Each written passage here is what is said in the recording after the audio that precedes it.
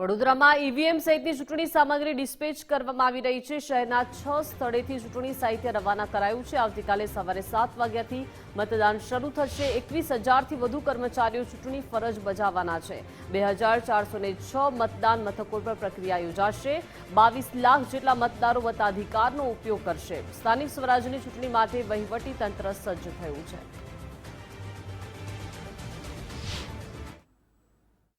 આવતીકાલે જ્યારે મતદાન યોજાવાનું છે ત્યારે વોર્ડ 13, 14, 15 અહીંયા ઊભા છે સરદાર વિનય વિદ્યાલય એનું ડિસ્પેચિંગ સેન્ટર છે। તો આજે અમારા તમામ 3 વોર્ડના તમામ પોલિંગ પાર્ટીસ એટલે કે મતદાન મથકે જે લોકો ફરજ બજાવવાના છે એવા આશરે 1,000 જેટલા મહિલા અને પુરુષ કર્મચારીઓ અહીંયા આગળ આજે આવેલા છે અને પોતાના મતદાનના મશીનો અને સ્ટેશનરી મતદાનની અન્ય સામગ્રી છે સ્વીકારી રહ્યા છે અને આખી પ્રક્રિયા શાંતિપૂર્ણ વાતાવરણમાં સવારથી ચાલી રહી છે અને બસ થોડી જ વારમાં આ તમામ લોકો પોતાના નિયત કરેલા વાહનમાં બેસીને મતદાન મથકે પહોંચશે અને ત્યાં પહોંચીને મતદાન મથકની આગળની કાર્યવાહી શરૂ કરશે।